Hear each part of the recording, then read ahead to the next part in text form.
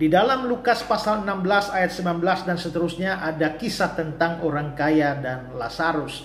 Orang kaya itu digambarkan sangat kaya. Setiap hari dia bersukaria dalam kemewahan. Lalu dikatakan dia memakai jubah ungu. Pada waktu itu hanya raja dan imam saja yang pakai jubah ungu. Dan kalau dia pesta tiap hari menunjukkan betapa kayanya dia. Sementara itu ada Lazarus yang miskin, dia begitu melarat dan dia hanya makan dari apa yang jatuh dari meja orang kaya itu. Anjing-anjing datang menjilat boroknya. Yang satu kaya luar biasa, yang satu miskin melarat luar biasa. Tetapi kalau saudara baca beberapa ayat setelah itu dikatakan, lalu matilah orang miskin itu. Dan juga selanjutnya dikatakan, mati pula lah orang kaya itu.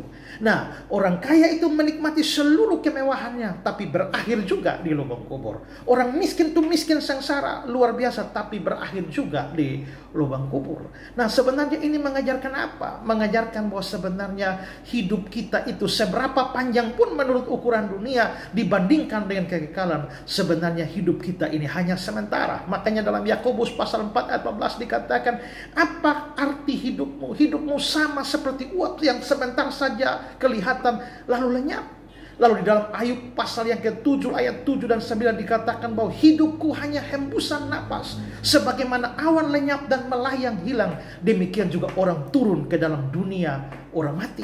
Atau dalam Ayub 4 ayat 1 dan 2 dikatakan bahwa manusia yang lahir dari perempuan itu singkat umurnya, seperti bunga yang berkembang lalu layu, seperti bayang-bayang yang hilang lenyap dan tidak dapat bertahan. Karena itu saudara, hidup di dunia ini hanya sementara dan terlalu singkat dibandingkan dengan kekekalan. Nah, yang harus kita pikirkan adalah bahwa di dalam hidup yang singkat ini, apa yang harus kita lakukan? Rasul Paulus kepada jemaat di Efesus menasihatkan dalam Efesus 5 ayat 15-16. Karena itu perhatikanlah dengan seksama bagaimana kamu hidup. Jangan seperti orang bebal, tapi seorang yang arif. Dan pergunakanlah waktu yang ada, karena hari-hari ini adalah jahat. Nah, kita tahu satu hari kita akan mati nanti. Satu hari kita semua akan meninggalkan dunia yang fana, yang kita tidak tahu itu kapan terjadi.